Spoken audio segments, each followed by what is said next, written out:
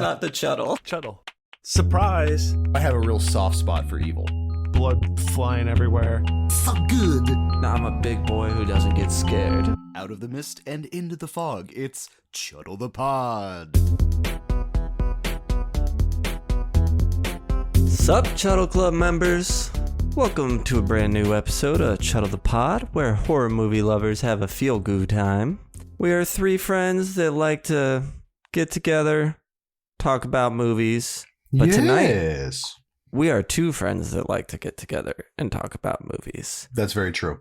And what are we going to chuddle? I'll tell you what we're going to chuddle. We are going to chuddle Bone Tomahawk from 2015. We're getting into the wild west. It reminds me of when I used to do them video roundups. Oh, yeah, I never thought about that. It totally is like when you used to do them video roundups. And if you've signed up for a Patreon, you know exactly what I'm talking about, because all of our old format is conveniently there for your listening pleasure. That's true. And even if you're not on a Patreon, there's still some up there. But that reminds me, I want to talk to you and Bryan about that, because I think we have enough content. We could take that out of there, make the signal our first episode. You heard it here first. So get it while you can if you're not a Coven member, but you should be. And why should you be? Well, our Coven members get all sorts of wonderful things. Bonus episodes, we cover non-horror movies, we do mailbags, creepypastas, gnarly histories, Chuddle battles. I think maybe we still do Chuddle battles. It's been a long time. But, I mean, Sam, do you realize the cost to the podcast to house every single villain from every single I don't even look at the books. I'm just letting you know, it's like Cabin in the Woods. It's the logistics is a fucking nightmare. Okay. Well, I mean, they seem to have it figured out. Maybe we should hire those guys. We should probably. Coven. They get stuff. That's our patrons. And we would like to take a moment to thank our Coven of patrons, because thank you. Their sacrifice gives us life, and we thank their beautiful souls. Thank you. Now, with both members present, me and Ross, what do you say? Oh, hey. And I say, sup. Thanks for having me. And that's it. We're here. We did it. It's just us. No guests, no brag guy. So, all club members present, Coven avowed. Time to crack open that goo book and officially begin tonight's meeting. Give me that goo. Oh, yeah. Thanks, Sergio. Let's do some lines. All right. It is time for those lines indeed. We got our log line. In the dying days of the Old West, an elderly sheriff and his posse set out to rescue their town's doctor from cannibalistic cave dwellers. I want to call it's pretty almost nail on the head. I wouldn't say that Kurt Russell. She's not the town doctor. Well, she's the doctor assistant, but she pretty much does all the doctoring because he's a drunk doctor. Yeah. And I don't think Kurt Russell is elderly in this movie, especially compared to his backup deputy, who is old. Oh, you mean which the character's name is Old Man? Old Man, yeah. So, well, his name is Chicory. They call him Chicory a couple times. Yes, it is Chicory. But I think he's in my notes as Old Man, because it wasn't until like the end of the movie I was like, oh, that's his name. And then also I know it because the taglines, 5 of them are just characters. I guess they did like character posters with their name and what they were. So you got John Bruder, an armed gentleman, Franklin Hunt, the law, Samantha O'Dwyer, the town doctor. Even the poster says it. But we know. She's a doctor. Chicory, the backup deputy. Arthur O'Dwyer, the cowboy, parentheses, injured. Is that on the poster? I would go. Hyphen, injured. Then we have the real ones. May the Lord have mercy and grant you a swift death. Pretty good. Feels westerny, and then you toss in the horror element. This one is fucking terrible. I can't believe. I wonder if this one's real. Cowboys dash yeehaw. No. Yep. That's not real. Is that real? It's listed as a tagline on IMDb. But so, was it like a tagline for IMDb is kind of like Wikipedia. Yeah. But That feels like that was something. Oh man, like a joke poster. No, like if it was like, I don't know. There's like a one night screening in Serbia, and they're like, "Oh, cowboy movie, cowboy, yeehaw!" Yeehaw. Could be. That's the Serbian poster. Just think of that slogan, and in like a Russian Serbian voice. Mm-hmm. I would think it would be Slavic. Pretty. Slavic. There we go. All cowboys go to the Old West. Not good. No, what? I don't know. What is that? It sounds like a time travel movie. Yeah, that's for. I'd be pissed. You Back go to the in Future 3. Yeah, like you're expecting Outwaters, and then you get this. I mean, like I would be not right. Yeah. And finally, time to bring the enemies down, which is okay. Really, the only one that's decent at all is "May the Lord have mercy and grant you a swift death." Yes. Okay, that one is okay. The first one is.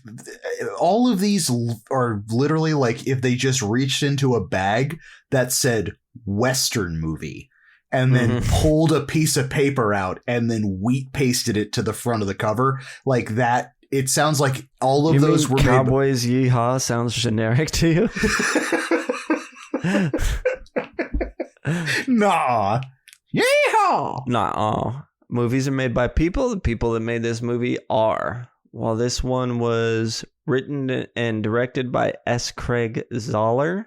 This is his debut film. You may know him from Dragged Across Concrete and Brawl and Cell Block 19, some number. I haven't seen either of them, but those are movies he's made since. And Dragged Across Concrete is such a fucking good name. That should be a hardcore band. Right. Starring, you got Kurt Russell as Sheriff Hunt, Patrick Wilson as Arthur, Matthew Fox as Bruder, Richard Jenkins as Chicory, Lily Simmons as Samantha, Evan Jongenkite as Deputy Nick, David Arquette as Purvis, Fred Melamed as Clarence, Sid Haig as Buddy, and there's more, but those are sort of the big ones. And Sid Haig isn't even a big one. I just, it's Sid Haig, so I included him. Yeah. Kurt Russell, Tombstone, John Carpenter movies, fucking tons of stuff. Oh, dude, he's the man.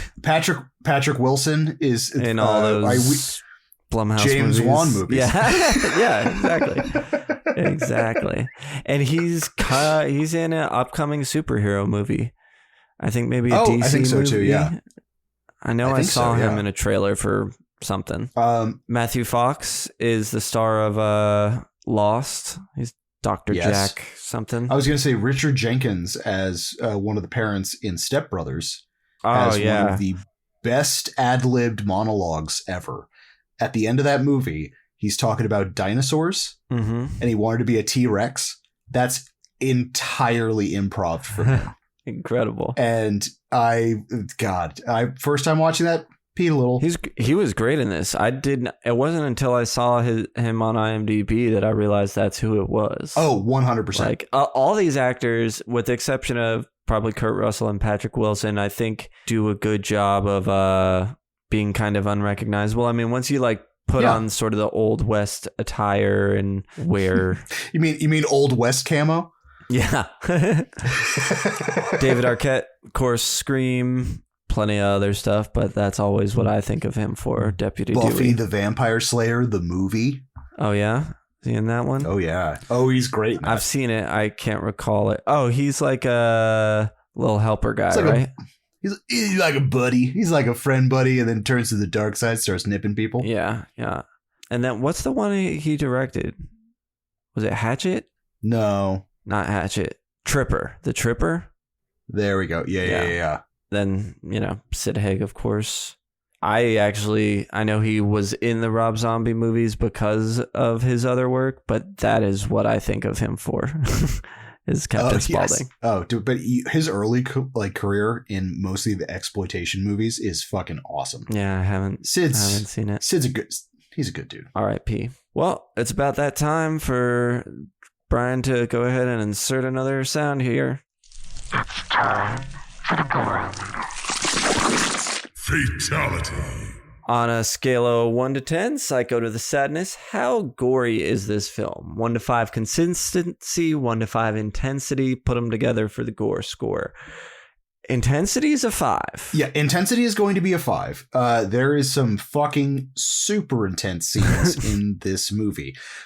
They are diamonds in the rough, though. As in, like, the frequency, I feel, is like... 1.5? You hit it right on the head, because I can't even give it a 2. Yeah. I mean, when you get it, it's good, and when it accelerates, and once the Bone Tomahawk train gets a moving, it's pretty good, but it takes a fucking minute to do it. So this is one of those movies where 6.5 seems too low for this movie because of the intensity, but given our scale, that's exactly how it works out. 6.5 out of 10. Yeah.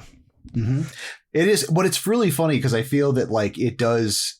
I like that having the continuity of it, like just instead of the intensity, just having that like consistency, because like I think it cools the jets on some of the gorometer in a good way, as in like, because I mean, we'll get into it with stickiness and obviously when we get the spoilers of, but it's like there's certain aspects of this movie that stick like peanut butter, but it is a very long movie, so it's a slow burn. It's a payoff for the score. How long is it? I didn't really know. It's 2 hours and 11 minutes. Yeah, 2 hours 12 minutes, so 2 hours ish with credits. Yeah, 6.5. That sounds great. All right. Who is the horror forward? Starting with subgenres. What subgenres does this one fall into? Western, obviously. Western, I would say... Lost Tribe fiction. Lost Tribe, cannibal film. Cannibal, for sure. Yeah. Kind of does it. Yeah. Doesn't really... I was going to say, this is like an Old West version of Hills Have Eyes. So if you like the civilized, quote unquote, air quotes, civilized man coming into area and getting accosted by cannibalistic dwellers, then this would be right up your alley. These, actually, they're chuds. They're truly chuds. Yes, cannibalistic humanoid underground. They are chuds. Yeah. Wow, they are chuds. Huh. And they call them troglodytes, the fools. The fools. What kind of environment is best to watch this one in? You know, this is going to be... I mean, it's a Western. At least for... They're all slow burns. It's all slow burns. Like, I would say cinema heads and by yourself. I would say if you got friends that like the silence of these kind of movies, then go for it. You are not going to be engaged enough in a group setting to really want to watch this is movie. One that you just kind of want to sit back and sort of fall into it, if you will. Let it wash over absolutely. you. Yeah. Because it looks really good too. Is it for beginners? I'm gonna say no. Ooh, I'm gonna say yes. Why? Well, it's different. Because of the intensity we talked about, and because there's so little, it makes it even feel more intense. Mm-hmm. And it's not really scary or horror. I don't think the horror element. I think it could be stronger. I'll put it that way. I agree with the tip that the gate that you're balancing on. Is it because the film has horrific stuff? Does it qualify as a horror movie? I feel that like.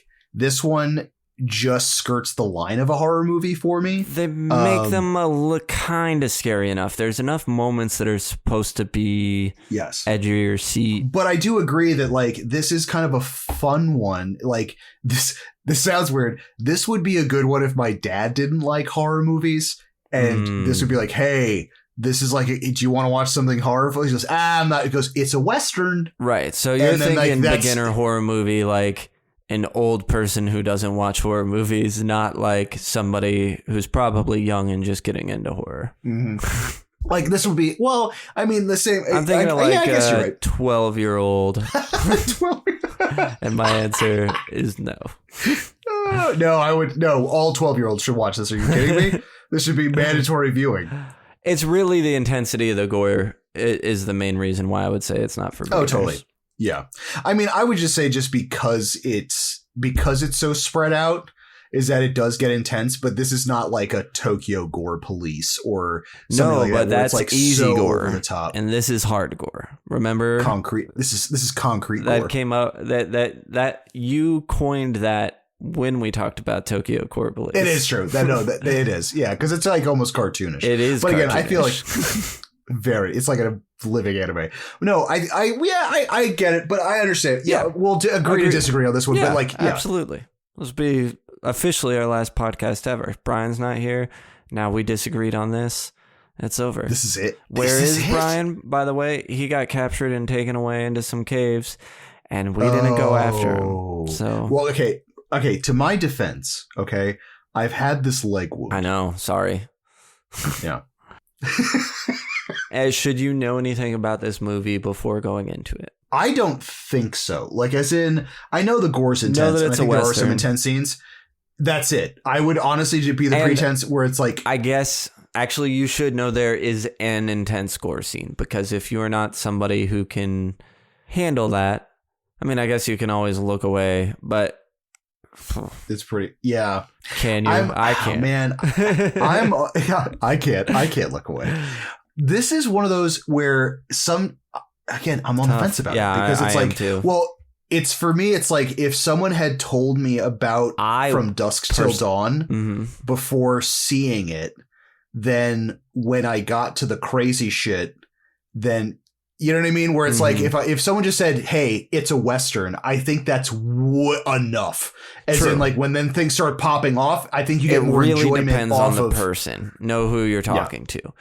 A Western baseline, all you need to know, because you should know, because if you know Westerns, you know that's going to be kind of slower and more about atmosphere and everything.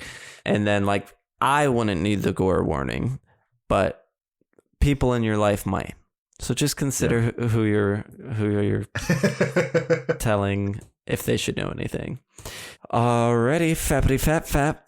It's what's that sound of gently fapping at our window door? At our Chuddle door. It's the Mothman fapping forevermore. So warnings. I mean, we've got I think you said there's a very intense murder that happens, which is pretty crazy. There is visualization of it, but also like I don't even know if it's inbreeding, but it's heavy women violence, and I don't even know how to describe that. Neither, to but it is awful. There is a cultural mutilated there's a women. cultural aspect to this tribe of people that we find that is insanely barbaric and intensely violent towards women, and you will see that. You'll see the product of that. Yes. So I would say that one for sure. All right. Well, on that fun note. Spoiler zone. Starting with IMDb behind the scenes. This movie was shot in 21 days. That's quick. That is quick for a long walk. Hey, 20 days we're walking. 20 days they were just walking. Matthew Fox has said that he enjoyed making this movie more than any other film and always wanted to be in a Western, which totally sounds like something he may have said on the press junket, but yeah, you know, who knows. I don't have any mixed in with the episode. Like, here's one here that I could have done, but I have so few, I just left them all at the beginning. Yeah. Cave set at the last act of the movie is the same cave set used in Iron Man when Tony Stark is held captive and has to build his Iron Man suit.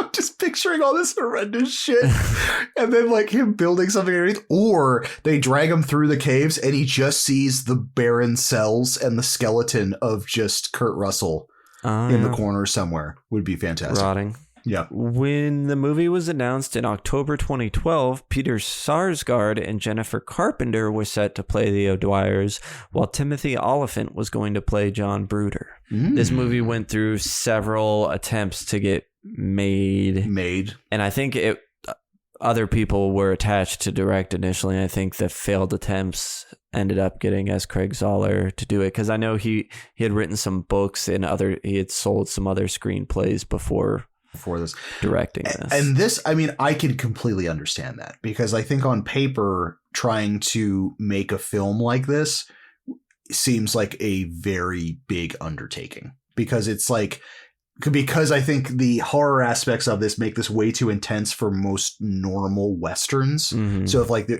studio wants to make a Western and this movie is absolutely too much of a Western to be a horror movie, Right. so you can't even get on the other side of the fence about it. So it's in this weird, not uncanny valley, but it's in this weird blend of Mhm. Western horror that like I feel like a studio would look at it and be like, we have no idea how to what to do promote with this. this? Yeah. The burial ground of the troglodytes is an obvious homage to the Indian burial ground from Pet Sematary. Is that Yes. true? It is true. Okay. Yeah, it has it has very similar like circular patterns and grid patterns as you go through it. Okay. And I think there's a bunch of like, there's human skulls, but I think there's a bunch of animal skulls in there too. There are. I haven't seen Pet Sematary since I was a kid, so I don't know. Not fair. Not fair. This is the second David Arquette Western involving cannibalism. You know the first one? Yes. Ravenous. That's right. I forgot he was in that. Oh, he's so good at that. That whole movie's fantastic. That's another one I haven't seen in a long time. I think I have it on DVD. Guy Pearce and Rooney, right? The Yes. pedophile. Great way to sell it. Yeah. And but it is good. It is really good. Yeah. John Bruder wears the same style pistol holster as Johnny Ringo in Tombstone. And I just love Tombstone, so I decided to keep that in there. Yeah, to keep that in there. No, that's understandable. Who picked it? History, why? This was a patron suggested movie. This was a patron Tiger suggested Snake movie. Kate suggested this one. Why did we pick it? I don't know. I know Bryan was one of the, I think, spearheaded the effort for this one. So can't speak for him. He's, getting eaten somewhere. But yeah. For me, I was down to do it. You know, I saw it earlier this year and liked it. Yeah. So seemed cool. I like the fact, I think we agreed on Bone Tomahawk because I feel outside of a Patreon suggestion, this would be on the very outliers. Probably of us one of actually covered it. Yeah. picking this. And that's what I really like about the Patreon picks is that it's a good blend of like classics of contemporary stuff. And then you have these outliers of being like, wow, I don't think we actually would have ever covered this if it wasn't suggested by the page when we would have covered this. And those are the secret gems. Okay. This was a fun one to cover. Aye. All right. So time to talk about the movie. Let's do it. Let's do it. We open on David Arquette slicing a throat. And that sounds real gritty. It's gross. It's gooey. It's we don't see much. It's hearing it. It's the audio. Well, you see the initial like slitting and then hearing it, but also like how hard he has to work to cut. How hard Purvis works. Yeah. To slit some throats. Like that's a fucking dull knife. Like I am shocked at the Can you imagine getting your it. Throat slit with a knife that dull? With all 16 arteries? Yeah, you gotta get all 16 of them. My cousin was a doctor, or whatever Sid Haig says. My cousin knew a man who was an acquaintance with a doctor. Right. Sid Haig, this is fucking great. But it's also, and I think we will press upon this as we kind of talk about the movie. I really do like the fact that it's not necessarily like vignettes, but like this movie does a really good job of like, and I know Kurt Russell is Kurt Russell in this, you know what I mean? But like this isn't like a really shoe polished Western, as in like there is no John Wayne character in this. There is no Clint Eastwood kind of like, it seems like it's a ragtag group of these people experiencing something. And I like those kind of Westerns versus like the infallible like characters that sometimes get pushed out of Westerns. You know what I mean? Like we'll kind of get into it when like the posse kind of forms and stuff like that. But like every single person in this is not like a Superman. And I really do enjoy that aspect of this. Right. You know what I mean? Especially like our first introduction to this movie is literally to bandits murdering men in their sleeping sacks, and the only thing that they're finding is books. Like they just murdered 3 scholars in the middle of nowhere. Yeah, they're killing and robbing people in their sleep. Seems to be their thing, sneaking up on camps.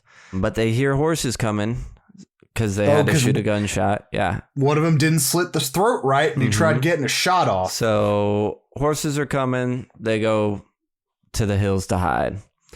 And while they're starting to come through this little gully, little valley, and they're seeing skeletons, and did the sun shift? Yeah. Yeah, and there's like... That's not what that sounds like. Not at all. It's like this, like...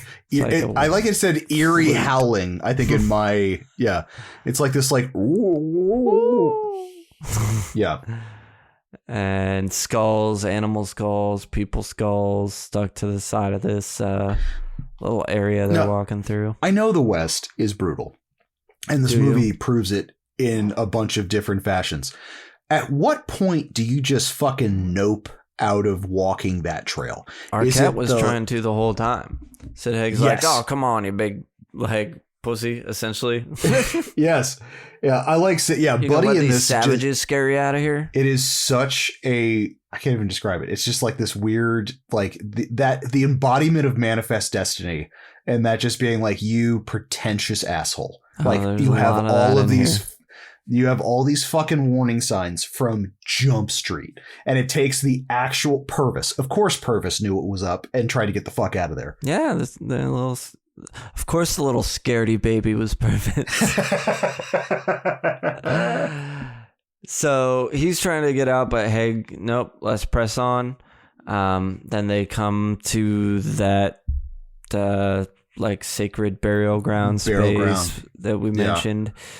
And they're talking, and Haig gets shot in the neck with an arrow. And then somebody comes up and maybe guts him really fast. Is that what you think happened? I think he gets cut. A quick gutting. I love the fact when they're using arrows in this, specifically, like during the beginning of these attacks, it just fucking happens. Like there's no, like it's not glamorous, as in like a fucking arrow. Like there, it's 1 second he's there, and then the second he has a fucking arrow in his throat. I like that the same thing that happens with Bruder later on in the movie when they get attacked by arrows. It's just like, oh my god, just you're like, what the fuck? Oh shit. This has some of the most, to me, real, like if I was just watching the Old West in a time cube, like certain scenes where it's like shit like that just happens. Like there's no build up. It just fucking violence just starts happening, and then everyone's like, oh god damn it, shit, oh fuck. Yep. Absolutely. Arquette takes off. Runs away. Title card. Bone Tomahawk. 11 days later. Ooh. Patrick Wilson finally became foreman. But, so this is when he's laying around being all sourpuss about his tibia being broken. I was just trying to fix my roof. Yeah, and he finally became foreman, and now he can't be out there, and now he's stuck at home with his wife for 12 weeks, and she's like, can't you see really it's not that bad? Yeah. And now we see David Arquette burying stuff in the dark under a tree. Now a gentleman walks into a bar. This will turn out to be Bruder, but for a while I just call him the gentleman. Yeah, right. And he pays the piano player to play music. That's a fun little thing where he's got the like... Yes.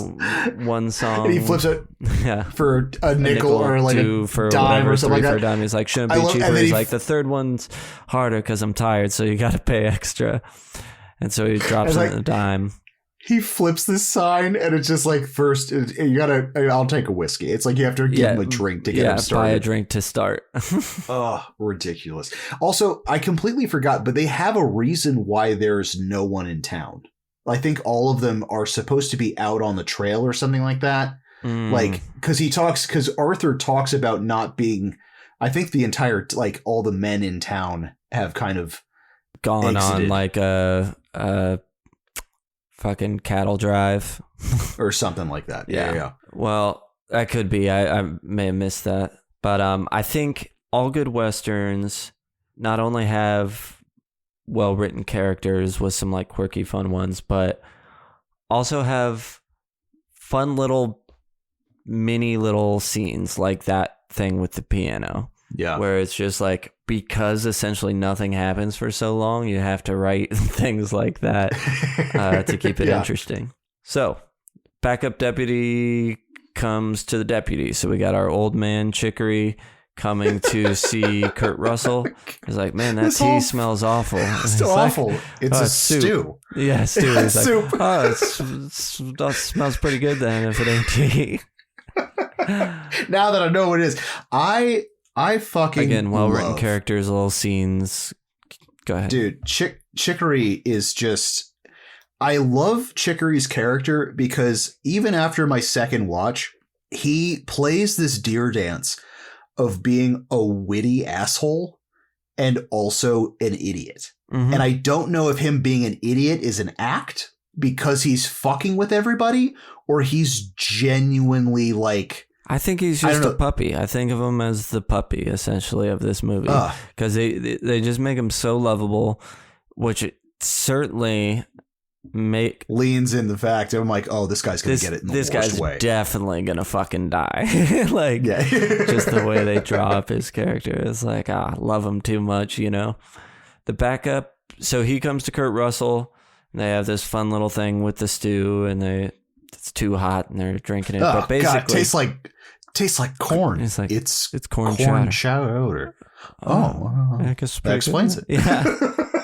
The reason he came is because he saw some suspicious activity, which he saw David Arquette burying the stuff. He tells Kurt Russell that he went down to the Learned Goat, which is a little tavern there, which is a great name too.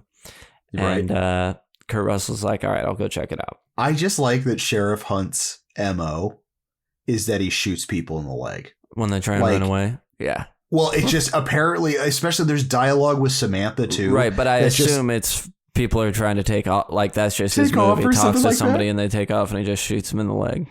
Yeah. Which is really funny because it's like that's what I'm talking about, like having like when you have, say, like a Tombstone or something like that, like fucking they are dead shots, as in like they're gonna just fucking kill a dude. You know what I mean? Like a lot of Westerns, like they'll shoot and kill a dude. I like the fact that Sheriff Hunt will just maim you. And he's just known for shooting people in the leg, which is hilarious. Like he'll avoid trying to kill someone. On Tombstone, Wyatt Earp, fucking Kurt Russell beats the guy that's beating the horse with the horsewhip. He like takes it from him, beats him. Oh, you like it? Mm-hmm. So there's a little not killing people. I guess I don't know what I'm getting at. I love that movie. Anyway, Kurt Russell's gonna go check it out. Patrick Wilson's trying to have sex with his wife, but it's hard to do with his tibia injury. And then he flips over as God intended. He's a real religious guy. And they do a missionary. While praying. Yeah. Kurt Russell arrives at the bar, interrogates Arquette. What are you doing here? Da, da, da. He's like... Beautiful interrogation. Oh, yeah, I bet that your gun is with the stuff you buried outside of town. And Arquette goes to take off, pulls his gun out, shoots him in the leg. Arquette passes out. And the deputy and his assistant, the old man, drag Arquette out, and the gentleman slowly follows behind them. Bruder's got to go grab the doctor to go. Yes, Yes, that was what we find out is happening. Back to Patrick Wilson. He's refusing to read a letter aloud to his wife. He wrote her like a love letter when he was away. She wants her to read it to him because it meant so much to her, but he's too embarrassed to do it. It's not a poem. Yeah. The gentleman shows up, Bruder. He's there to ask Samantha to extract the bullet out of Arquette's leg because she's just the assistant to the town doctor, but he's passed out. She's drunk. Basically the doctor because it sounds like he's always all drunk. The time. Yeah. Yeah. So she's the real doctor. She arrives to the jail, begins preparations, makes everybody leave. Everyone does except for a new character, an actual other deputy. There's the backup that's the old man, and this younger guy, Nix. That's the deputy. He's going to stay there till she does the surgery. Everything's wrapped up. Then he's going to escort her home. Mm-hmm. Kurt Russell stops by Patrick Wilson's place, tell him his wife's going to be out late. And Kurt Russell says his wife's doing better. Thanks for asking. Just kind of exchange some pleasantries. Thought it was the pneumonia, but she's all better now. Mm-hmm. Kurt Russell leaves, and now Patrick Wilson reads the letter out loud to himself. Yeah, and that's fucking poetry, bro, and you should be proud of it because it was good. Well, here's what I fucking don't like about this whole letter thing, right? So he doesn't read it to her, then he reads it out loud to himself. Then she gets taken, and he makes sure to bring it. And he's like, oh, I'm going to read this to you, babe, or something. And then it never happens. Even if, like, right before the credits, we got, like, Dear Samantha, and then it cut or something. But, like... Or just hand her the letter back and be like, the second we get back, baby, I'm reading this. It just ends with him, like, walking down the side of the hill. I'm like, what was all that dumb fucking letter stuff? Give me some closure. Now some character we haven't met before is checking on the horses in the barn, and he gets hacked up real quick. They make quick work of folk. Is that Gizzard? I guess so. I don't know. What is the name? To the credits, there's a character named Gizzard who is a black gentleman, and as far as I know, he's the only black character in the movie, right? I think so. I could be wrong on that. Yeah, because like it's weird because that he's introduced as the stable boy later on, but you really don't know who he is, and then he gets killed so fucking fast. No, Gizzard doesn't look like him, because there is another black character in the black actor in the credits, and that's who it was. Oh, Buford. That's right, because there was Buford. Okay, yeah. But I thought I only there's... have stable boy written down because that's all they called him. Yeah. No, because there's another gentleman that's in the bar that is like an assistant and helps out and stuff like that. So oh yeah, later in the movie. That's right. That's right. No, but this kill scene is like whoa. Mm-hmm. Quick. Like with the quickness. Also the fact that these sharp tools, they're not dull. They are not dull. Like quite the opposite of Purvis's cutlery. Mm-hmm. These are fucking sharp as shit, and just that thunk into his fucking head was just, oh my god, it was great. It's also like terrifying too, where you're like, oh my god, this dude has been, I'm assuming, walking or running for like 11 days, and this group is still tracking him. Mm-hmm. Like that to me is like, oh, this is like vendetta shit. That like, surprises me, I gotta say. Or that's like another just little nitpick, that this group doesn't seem like they would ever go that far outside of their kill region. Zone. Yeah. Well, I think the only reason why they did, and specifically with the abduction, that like the main disappearance and abduction that happens just shortly after this, is that like it's because he desecrated their burial site. Is that and they specifically only went after him. Like I think they took the horses, but they have no language. How are they gonna like? I don't know. The whole. I just have issues with them in general. I like them, but I also don't like them. Yeah, we'll get there. Next morning, Patrick Wilson wakes up alone. Kurt Russell and wife are about to have breakfast when the bar owner shows up, tell him the stable boy's dead, and the jail's completely empty. They check the dead boy in the stable, and then they look at the jail. They find an arrow in there. The backup deputy is the old man is going to bring the arrow to the professor for identification. Kurt Russell's going to go tell Patrick Wilson about his wife. So the deputy nicks David Arquette and Samantha, the doctor, Patrick Wilson's wife, are all missing now. Yeah, all gone. And there seems to be there's no blood trail. There's nothing. They're literally just gone shy of this arrow. And I do like whoever prop design, all that kind of stuff. I like that it had this bulbous, because it's like, it's supposed to, I feel it's either supposed to be a tooth or a claw or something like that that's like whittled down like from bone. But even from a distance, you can tell that this isn't a contemporary arrow that you would see in a normal Western. Like it looks very different with like that weird, it's got that weird mushroom tip. Nice. Kurt Russell goes to talk to Patrick Wilson. Patrick Wilson's waiting out front. Where's my wife? He just starts marching off to the bar because he knows that's where they're meeting to make a plan. Kurt Russell picks up his boots and follows him. Yeah, grabs his own boots. Insists for him, because at this point he still has a not even remotely healed leg wound. which will come to bite him in the ass. Sure will. Very shortly. They never. Also, I don't think they ever would have allowed him to come with them. In the real West times, I understand it's his wife, but that man is a fucking impediment to the whole thing with his leg issue. 100%. But he's got stubborn as a mule the entire time, too. You can go. You can try and come with us, but right. At no point am I going to help you. I think they're kind of incredibly sympathetic to... And I do like that they take kind of ownership in this, especially when they get to the bar, like the saloon, in the fact he's like, well, I shot him in the leg. And then Bruder's like, and I went to get you instead of the doctor. So they're all taking ownership on what they're doing and trying to do the right thing to like. If you ask me. Yeah. Well, that guy went and desecrated the burial ground and came to your town. So isn't it that guy's fault? So does that make you scot-free? If the sheriff has to do it because it's, 3 people from his town just got kidnapped out of his jail. Everybody totally. else. And I can understand why, what's his name? O'Dwyer, Patrick Wilson would want to, but. Yeah. I mean, Bruder is kind of a 50-50 because it's like especially for the time period, like the morality had a completely different thing than contemporarily. So just on a morality standpoint, if he felt that he had put her in danger, like that would be a legitimate excuse enough for him to go on a rescue mission. But also you come later to find out that he has killed a lot of Native Americans. Yeah. And this is just a very cheap excuse for him to be like, oh, I get to go out and just murder a bunch of people again.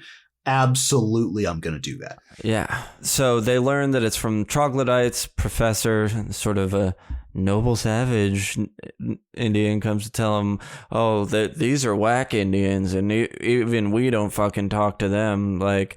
Which I was a little confused. It's all bullshit. Also, the troglodytes are racists as well. They are. They won't eat a black guy. Yeah. Yes, because that's just a weird thing to kind of put in there as well. But I didn't quite understand if what the professor was saying. It feels like none of it could be real, other than kind of knowing where they are. Well, the troglodytes and stuff like that, is in like cave dwellers. Are these just like a rogue sect of Native Americans that have just like been inbreeding and doing crazy shit in the mountains, like with that Scottish clan, historically speaking, that was like in the cave system for like generations, or it's like exploitation from like a Native American perspective. Aspect. You know what I mean? I think the hills have eyes thing you said earlier was a great analogy for it. Yeah. It's just, but part of how he laid his dialogue was I'm sitting there going like, oh, are they like, I thought it was like primitive man, as in like, oh, are these like, he says they rape and eat their own mothers, and but they have no name because they have no language, and the no language maybe is true. They certainly have a way they communicate. Like they grunt and like howl and stuff like that. No, but it's weird because like, I don't know, at least for me, part of the interpretation that I had for it was like, is this like a Neanderthals, like a human cousin that has just lived in this system out here and no one's for just eons? Interesting. You know what I mean? As in like, are we not even dealing with like Homo sapiens? Are we dealing with like some other? I didn't think of it that way. I thought he's just like, yeah, well, this just tribe of Indians that really suck. Even we think they suck. Yeah. He's like, to you, they wouldn't look any different than any other Indian to a white man. It's like, well, clearly he's never fucking seen them because, yeah, they fucking would. They stand out immediately. Like, it's like, and how are all these inbred cannibals like giant and strong as fuck and making these pipes without killing each other? Like, it's all dumb. It's fun, but it's kind of whack too. I'm torn because I do like it, but like it. Yeah. They learned about the troglodytes, Kurt Russell, Patrick Wilson, Gruder, the gentleman, and the old man backup deputy are riding out in search of the missing people and horses because the horses got taken from the stable. Yep. We see Patrick Wilson pack up. This is where he grabs the letter because he's going to read it aloud to his wife when he sees her. I do like the fact before they leave, the mayor shows up with his wife and they just directly talk to her because she's the actual She's also mayor. the only one who ever said anything. And then Yes. she's like, please address the mayor when you talk. Just like ignores that and still talks to her. Does anybody know how to spell troglodytes for the For the telegraph. Yeah. Telegraph. So they all get their supplies and ride out. Kurt Russell warns Patrick Wilson he's got to be smart. Listen, I know you want to just get out there. You're not thinking about yourself, but you need to because you'll be no good if you wear yourself out getting there, essentially. I do like the fact that they're continuously warning him, being like, hey, dude, you're kind of fucked up. And if you go full bore, like, it's still... Yeah. Well, I feel like any real badass sheriff worth his salt would have been like, I'm not taking you. If you want to go, you're going on your own. Bye. Like, Yeah. I've read enough. I've read thousands of Larry McMurtry cowboy pages. And let me tell you, all the good ones never would have let this happen. Right. But again, that's kind of why I like it, is that, like, there is no badass in this. It's just a bunch of dudes, like, you know what I mean? Where it's like... So is these other books. They're just not dumbasses. Well, it's just, again, this part you of the don't get to live that old and to be that old in the West and do Well, dumbass shit like this. See, but this isn't, to me, I think it's kind of endearing because everybody in this movie fucks up on some level. You know what I mean? Where it's like, even at the end of this, Kurt Russell's like, oh yeah, no, that we fucked up. We're sorry, ma'am. Like, this is like, all of them make not that great decisions because they're just, I don't know. It's like, I don't know if it doesn't make sense that it feels more historically accurate, but it's like, it's just a bunch of moderately uneducated people trying to do the best they can in a just brutal environment. Trust me when I tell you that's what Larry McMurtry books are, and they don't do stupid shit like this. They do stupid shit. The stupid shit that happens to you is you don't see a pocket of water moccasins while you're crossing the river and they attack you and you die. That's how you die. You don't do it by being like, sure, guy with a broken leg, come with us on this journey. Anyways, they're going. They stop for water. This is where we get set up camp. Yeah. Character development. Yes. At this point, we get kind of the feeling for everyone because what is it? Bruder starts setting up the jingling tripwire around, and he kind of just tells everybody to fucking just start firing. Like, don't. If someone's going to come up to the camp. Fucking stupid. You know what I mean? So the jingly bell is dumb as hell. But yes, he's like setting up security. Just shoot anything you see. O'Dwyer Wilson is sad about his wife. Old man wants to read in the bathtub, but he can't because he always gets the pages wet. Yes. And I'm just like, oh my God, why don't you just get one of those like musician stands and put it next to it and get a towel for your hands? When like, I'm going to do that as soon as I get back. You're like, well, he's going to die. Well, he's going to fucking die. The second someone says, when I get back home, they're probably going to get murdered. Absolutely. And then we just get more walking. No, they're on horseback at this point. Oh, yeah, that's right. Yeah. And they kind of, yeah. So next day they ride. What's his name? Shoots a snake in the tree, O'Dwyer, and he treats his leg and looks at a medicine bottle. It's fucking nasty. Nasty. He rolls his fucking pant leg up and then looks at that wound. And you're just like, oh, dude, oh, no. You know it's bad when he screams in pain after taking his boot and his sock off. Mm-hmm. Gross. And that opium seems pretty tempting about I thought it was morphine. Isn't it morphine? In my notes, I wrote morphine. That's why I say that. Yeah. But we don't see whether or not he takes it. Then Kurt Russell confronts him, says, I know you have the morphine. I saw it in your wife's thing. Give it to me. And he's like, I haven't had any. So, all right, fine. Now they're camping at night again. They talk about Patrick Wilson's asleep, and they're all talking about amputating his leg when the bell goes off. There's another guy behind him. Kurt Russell is having them approach carefully when Gruder shoots them both out of nowhere. Chicory fucking hates this. Yeah, Russell and Gruder have a little standoff, but you know what? They decide to break down and move camp. Maybe these were, robbers coming in. You don't know what they were doing. There could be people all around us. They could have been scouts. Goes like, yeah, it's like they're scouts. We gotta move. We gotta have some place that has at least one partial like backing to it. Got to set up a cold camp. No fire. So they do. They're like, all right, we probably should do that. And while they're doing that, they wake up getting ambushed after they do that, they wake up getting ambushed in their sleep. Their horses get stolen. Get fucking stabbed. He got stabbed like right in the fucking like armpit shoulder area. It was. I also do like the fact that the guy was the only guy that was that anal retentive about the trip line and all the other crazy shit is the first person to get fucking stabbed. Mm-hmm. But Arthur fucking nukes the dude. He saves the day. He wakes up and fucking shoots him. Yeah, he wakes up because he hears like struggling but like muffled grunting.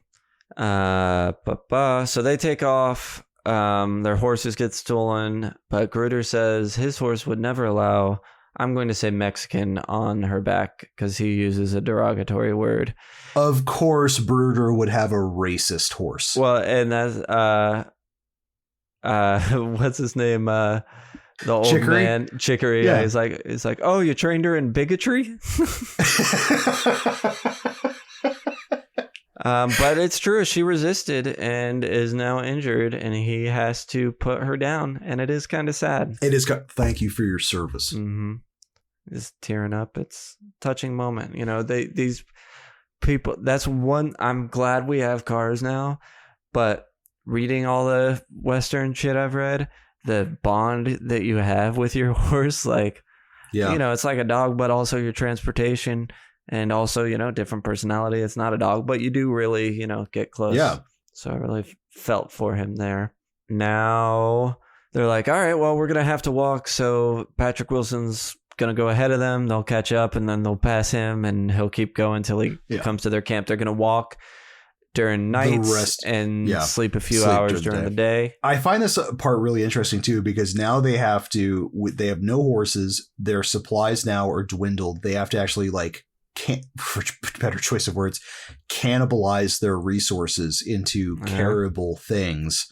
And then, Patrick Wilson's literally like, okay, well, I'm the slowest, so I'm going to have to work twice as hard. And he just starts meandering off in that direction. Yeah, just takes off. They do exactly that. They catch up to him, pass him. This is all the walking you were talking about. Whole lot of walking. He presses on, catches up to them. They sleep. Now they wake up and go to leave, but his leg is super fucked up now. They want to amputate it, but he insists they set it. He's like, no. Absolutely fucking not. Do not cut off my leg. Set it. And the old man deputy had some wartime surgical experience. So he gets the medicine bag, knocks that leg in there. Well, they also argue, too. They're like... Patrick Wilson passes out. And I also like how they play this entire sequence that they make the audience believe that they amputated the leg because they blur out the bottom part of his leg and he goes, Will, do you think he's going to survive? I did not think that. Oh yeah. No, the whole time, because they talk about, member. You're right. It's just are we going to do this? Cause they said they're going to set it or amputate, right. Cause I felt that they were going to say it and then he'd black out and they're just going to try to save his life, regardless if he wanted to or not. That's why they never actually showed his leg after that point. Cause I thought not implied, but you think he's going to survive? He might, you know what I mean? So it's almost like the dialogue and how they shot it conveys that they took his leg. And then when they reveal it, when he wakes up and looks down and it's just set, it was one of those oh shit, they pump fake me. Okay, they just set his leg. They didn't chop it off. Wow, I did not. Both times I watched this, I thought they just set his leg. Because you see him knocked down, and then they do say that, but it's immediately afterwards. So they didn't. We know they didn't cut it off. Well, you know what I mean? I mean, I don't know. I mean, I've watched it 3 times. It's just that every time it seems like they would have done it without his consent and how they shot it. Cause they don't show what his leg looks like until he wakes up way later on in the movie. Right. But intentionally, if they say they would have to do something like to imply they're now cutting off. It just amputating his leg at all here doesn't make any sense because now you have a man with an amputated leg. You're on this mission. Either way, you can't like leave. Now you have a man, you have to worry about saving his life even more than before. It's all, again, could be better. Oh yeah, no, I mean, like, I think they literally would, like, amputation or setting, they just left him to be there. You watched it 3 times? Yeah, 2 for the, I mean, I've watched it when 2 for the, okay. 2 for, yeah. He passes out, they press on.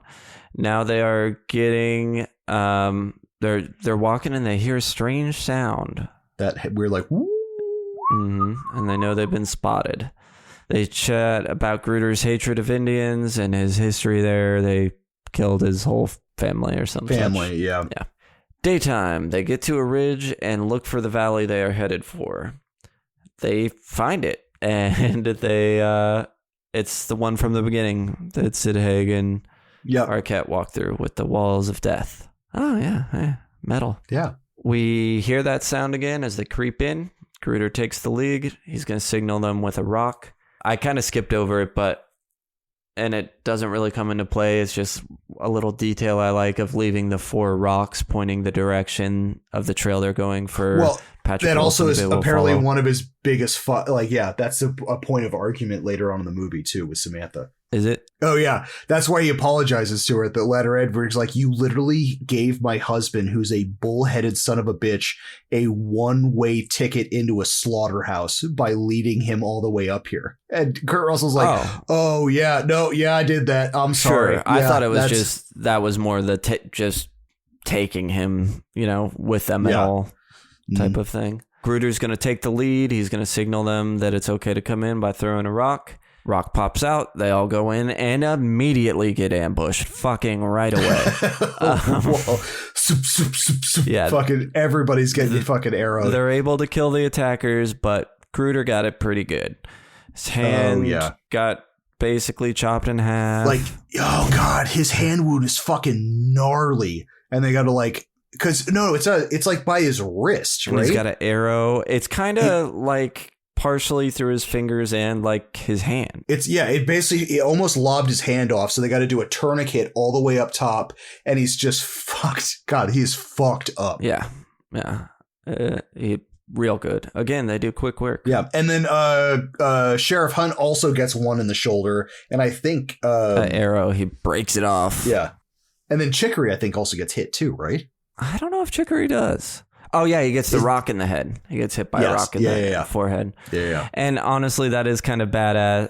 Hunt is kind of betraying the not being an ultimate badass because he gets shot in the arrow with the shoulder and then just breaks it and keeps moving. Breaks it. It's like, oh, shit. It's so true. And then we also get our first view of the troglodytes in full daytime, which is like in this weird clay war paint ash kind or of something, ash, with and like masks, they have like skull masks, and it seems like they have like Skull the mask. It's I don't know, and it's like not biomech. I mean, it is kind of biomechy, but I mean like they've got like fucking implants in their throats that obviously becomes a point later, look like bones. Yes, like they're made of bones. They're like throat whistles. Yeah. It's amazing because it's like a living Aztec death whistle. You know what I mean? Where it's like they made like a I don't know what that is. Ooh, a death whistle. They used to have it. It looked like a skull, and the way that the whistle was set, it sounded like a person screaming. So like you would play dozens of them, and then people would be scared shitless because it sounds like living hell is about to descend upon you. The Aztec death whistle I thought was going to be some way of killing somebody by shoving something in their throat. Yeah. No, but I mean like the wartime whistles and things like that are in a bunch of different cultures. It's cool to see this tribe using a literal like bio version of that. Like instead of having a fucking death whistle, they are the death whistle, which I thought was just like an extra level of goo. So Gruder's taking a cigar and a stick of dynamite because he's far too mean to ever live as a cripple. Yes. He's going to try to take out as many as humanly possible, and then you get his actual number, which was like 112, 120 something in that range. Yes, it was. I think it was under 150, but it was low within that range. 100 if you could count in the 20s as being low still. Right. Definitely no higher than the 20s. Gruder sees water shoot out of a hole in the in the throat of the next dead body next to him when he goes to like push himself up from it, like liquid shoots out. So that's when we first get an idea that they have a neck hole. Yeah. And which is fun because the first time gets a tomahawk thrown into his head. Yes. Thump. Well, he gets does he? No, he doesn't even get a round off, does he? No, he doesn't take out any. Yeah, it's fun because like at first viewing of this, it's like I thought that he was just shot in the throat, and when he's pushing on him, it was just like the bullet wound, like wheezing, and then you realize like, oh no, they did that to themselves. Like this is it. Totally. I thought it was something they did to themselves, and that was how they made the noise. I certainly didn't think it was like through those little bone whistles. Yes. Kurt Russell and Old Man get ambushed and overtaken. Kurt Russell gets a bone deep. Kurt Russell deep throats a big old bone, and then he's hit over the head and dragged off with the old man. Ooh, I legit thought the second that fucking bone handle went into his mouth, I was like, oh, I'm gonna see Kurt Russell pop out like the back literally, of his head. Yeah. Like a weird bone version of getting like curb checked. Like he's just gonna just like, ugh. But no. But then they drag him off to the precipice, to that hole in the side of the mountain or the hill. But I love the fact that primal scream whistle thing that because of that bio attachment, it's like they sound like the goddamn Predator. It's wild. It's like this weird, like... To me, it sounds like sort of a whistle, sing, scream, depending on when it's happening. You know what I mean? Yeah, I think it's like when they... actually, my wife and I made the comment.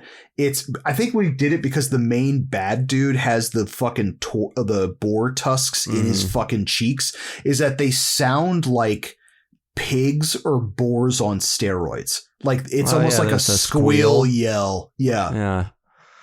What do you think of making the baddies be all body modification?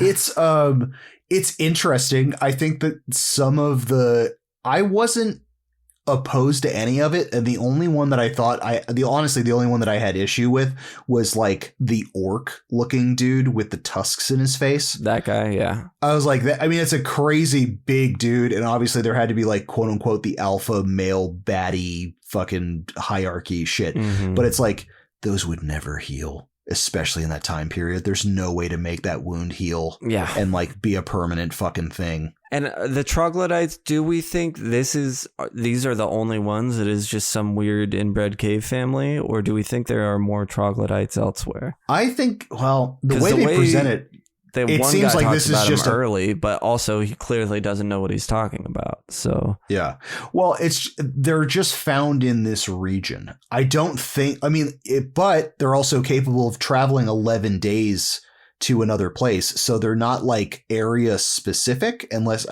they got like a personal grudge.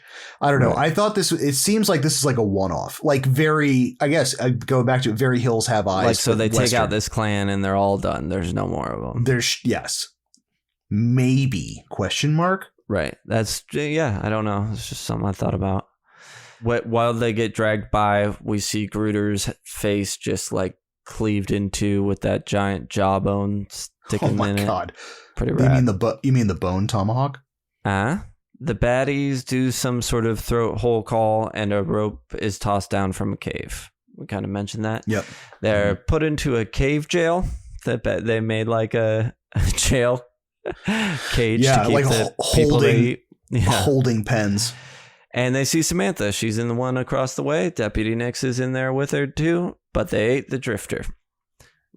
Purvis was at their service, and service was lunch.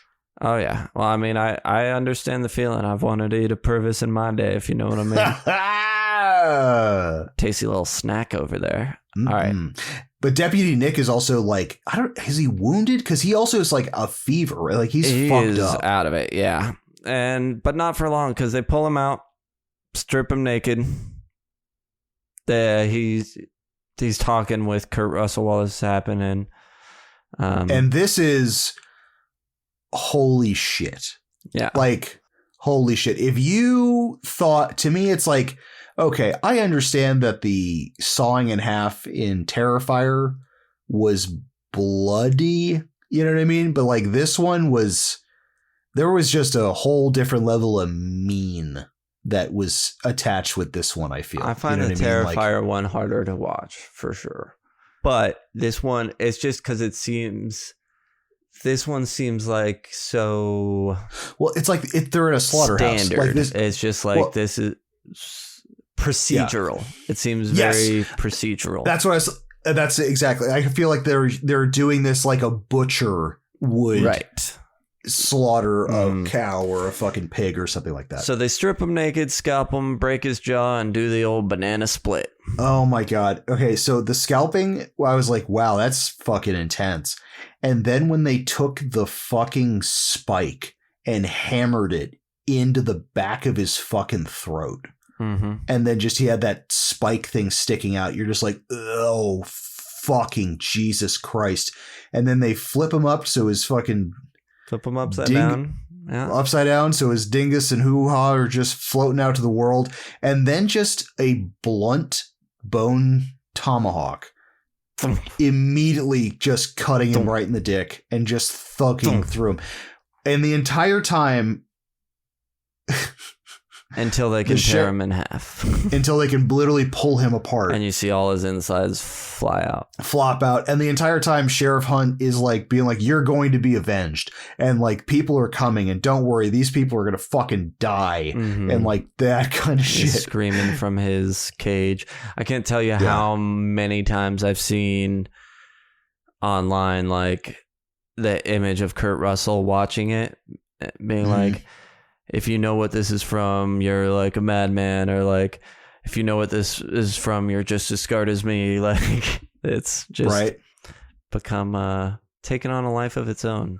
Oh, totally. Well, I mean, like, I guess when you have Kurt Russell as one of your headliners, and you're used to like a normal amount of Kurt Russell movies, even Westerns, you know what I mean? Like if you're accustomed to Westerns and you have not seen Terrifier and you are not accustomed to that level of people gore, get split like in two. split in fucking half, like this must have been just world ending to some viewers. You know what I mean? Where it's like, yeah. Like I read many reviews where people hated it just for this one scene. Oh, this one, Samantha calls them idiots for bringing her husband there, tells them that there's 12 or more men, 9 now, that they've taken out 3, and 2 pregnant females, blind and crippled. We kind of touched on this earlier. We'll see them for a moment later. Yeah. There are 2 women without arms or legs. They're pregnant, blinded, and they have like, literal spikes stuck in their eye holes. Yeah, like they've been blinded. Is stuck in each eye, but obviously they don't have corks. So yeah, in this horrible, insane, inbred tribe, they use women as just breeding stock, and that is literally it. And this is more of a male, insane, primal whatever cluster, totally fucked up. Fucking It's, I mean, that image brutal for me is harder to stomach than the splitting in 2 that we just talked about. Yeah, I highly agree with you, because I think I wasn't prepared. Like when you actually wind up seeing it, for whatever reason, I wasn't prepared to see that. I just figured that we were just going to have a bunch of these 12 tribesmen that we're going to be dealing with. And then when you actually see that, you're like, oh, this is like a whole... Yeah, and we're gore hounds, so, you know, we're like, hee, crazy gore. Yeah. Even though it's like brutal, it's hard in this one, you know, but still. And whereas that other thing is just that, I don't even want to get into it, that existence. It's sludgy. It's real sludgy, guys. Kurt Russell has decided he's going to try and poison these guys with morphine. 2 fingers of morphine. Try and trick them into drinking it. But before that, Patrick Wilson wakes up. He looks at his leg, sees that it's there. I don't have that in my notes, but I believe you. He presses on, but falls down a hill, and then he drinks some morphine. And he must have had too much because he falls asleep standing up. Yes. Oh my God. Like just leaning on his crutch. And I like the fact that the MacGuffin of that was that Sheriff Hunt told him that. He's like, dude, if you're fucked up, you'll fall off your horse. You're gonna nod off your horse, and then you fall off your horse, you're fucked. And I like that he was on his walking stick, just like, but he hears the throat call, which scares him so bad he falls to the ground. But this is okay. I will give credit where credit's due. Arthur's character, who has this massive leg wound and stuff like that, like this is an actual fucking cowboy, as in Sheriff Hunt, cattle driver, like a cattle driver. He's an outdoorsman, and everything that he does from this point onward, specifically when he gets to that camp, is so much more like what a woodsman or what a cattleman would do. As in, like, all the other guys, like the sheriff, Bruder, although he was I'm assuming a cavalryman or something like that in the army or something like that. And then Chicory, you don't really know what his background is fully. He was definitely in the war. Army or something. Yeah, he was in a war. Yeah. So it's like there's definitely between like war smarts and then like frontier smarts. And then Arthur being a cattleman, a cowboy, and now this foreman, you can tell where that goes. Cause like even coming up, like he sees the entrance to the death cave or well, before that, he crawls against a hill and hides in some bushes. And then we kind of leave him there. And now we go back to Kurt Russell and the old man they're going to trick the baddies into drinking the morphine. So they're like pretending like, oh, give this to me. Yeah, they're fighting over a flask. They see it happening, take the flask, goes according to plan. One guy drinks it. Another guy takes some, drinks even more. Another guy, there's not much left. He tries to drink some. And according to Samantha, it will... he's dead. Yeah. He'll be asleep for 3 days, and the other one won't affect him at all. So hypothetically, you've killed one and incapacitated another for maybe a day or so. Yes. So that's leaving. We know that Patrick Wilson's out there on his way in. That's 7 left if you're doing the math. But 2 of them snuck up on him while he lay in the bush. And he shoots them both. I think he was pretending to nap or something. Or I think he was actually sleeping, and then they tried getting him. And he's like, oh, fuck. Well, before they even touch him, maybe something wakes him up, like a branch or something. Yeah. But he definitely, he takes him out. God, the tension where he shoots the second guy with the bow and arrow, he wings him and then shoots his bow.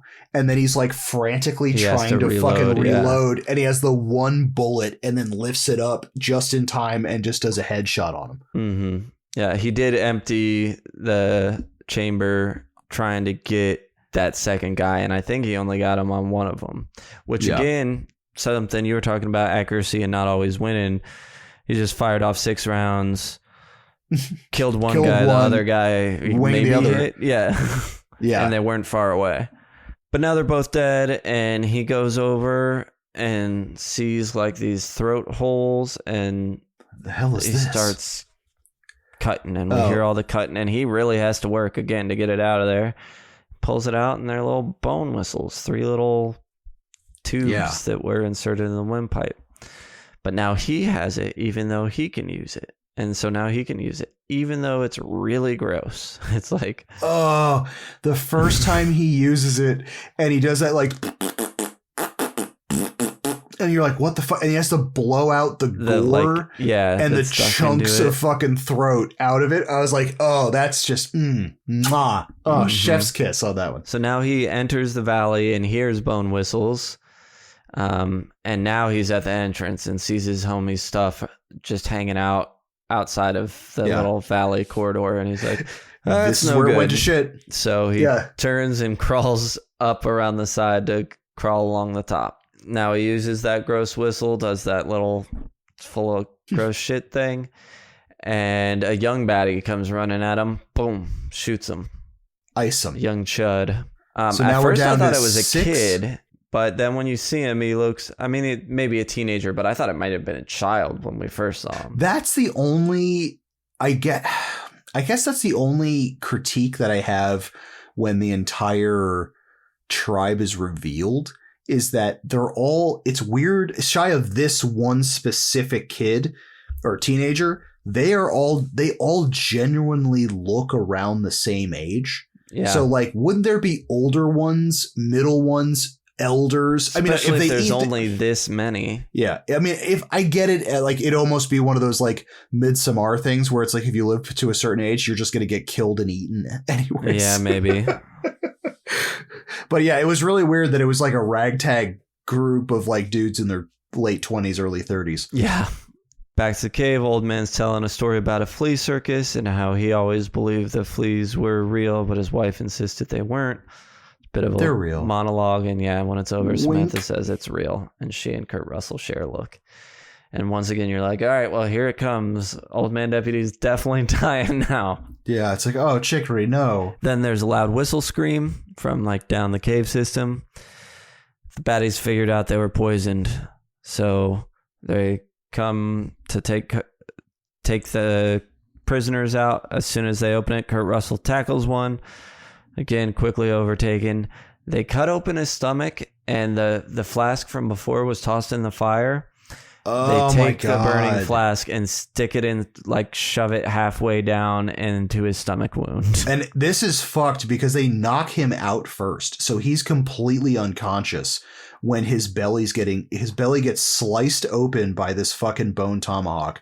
And then they fucking just shove a scalding hot fucking flask into his guts. It was just like, ugh. And isn't he also missing 2 or 3 fingers because he fucking got him lobbed off when the deputy got attacked? Like he's missing fingers on one of his hands because they got chopped off. And I think it was like during like when the deputy got attacked, like he was like screaming or hooting or hollering and like literally got his fingers fucking hacked off. When they all got attacked? When did the deputy get attacked? Oh, Or the Knicks. Yeah, not the backup deputy. Yeah. No. I don't know. Possibly. It focused on the deputies. What's happening there? I missed it. Could have missed it for sure. They put that in him. They shoot him with the bullet end of the rifle right in his arm. And then they try to shoot him in the dick, but he doesn't know he needs to cock it.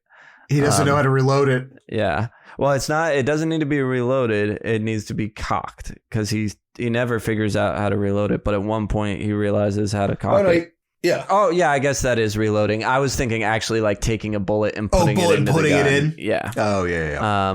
They hear a whistle and one of them goes to check it out. Then there's a whistle scream and a gunshot. And we know Patrick Wilson's in there tricking him with his little bone whistle. Oh, yeah. But we don't see it. Now the Chud with the rifle figures out how to cock it, reload it, and shoots Kurt Russell in the gut. Kurt Russell picks up... It's like upper sternum. It's like basically like right in the sweet spot. Like it's almost center mass. Like ripping through intestines and stomach and all that stuff. Probably got a lung or some shit. Yeah, it's fucking oof. Kurt Russell picks up a Bone Tomahawk and chops the baddie's foot in half. Patrick Wilson shoots the baddie and Kurt Russell chops off his head. Yeah. Some good thwacks. The decapitation was fantastic. Yeah. It's just, he looked like an orc. The entire time I was just like, okay, this guy literally just came out of Mordor. Yeah, he does. That main one. Yeah. Yes, with the boar tusks. I mean, it's cool. It's fucking weird, but it's that weird where I'm like, God, they could have done. I also do like the fact that he has bone armor, as in like he has shin bones and fucking forearm bones of other people that he's tied to his actual arms. Yeah. Neat. Nice touch. So now Kurt Russell's like, look, I'm going to fucking die here. He's going to, there's still a few of them left and he's got to take them out so they don't go back to Bright Hope because they know about Bright Hope. That's the town they're from. Yep. And he says to the old man, say goodbye to my wife and I'll say hello to yours, which I really like that line. Great line. That's a great fucking line. And they leave him. Old man, Patrick Wilson and Samantha take off. Our 3 survivors are walking in the light of dawn. and they hear Kurt Russell's repeater in the distance. Gagao and Gagao. Yeah. You got any final thoughts before we chug? I do. Again, I'm going to reiterate. I like the movie. I think the ending was a moderately weak sauce in the fact of like the crazy buildup and then kind of ended. I do kind of like how it ends with old man Chicory throwing the rock down because he knows that they're quote unquote safe. But I do also like the fact that like they got out of this horrible situation and then they also have to deal with the frontier walking for fucking back days with him like that. They don't have horses. Yeah, that is what I ultimately really like about the ending of this, shy of like I would have liked maybe a bigger bang, but like this is such a cool thing because it's like, oh, even now like they may not even remotely survive getting back to town, like right at all. All I wanted at the ending is that stupid fucking letter. If you are in any kind of production, any kind of thing like that, and can get to Kurt Russell or the director of this film, Sam needs the letter cut. Patrick Wilson, all you need to do is record him saying "Dear Samantha" and put that right before the credits start. That's all I need.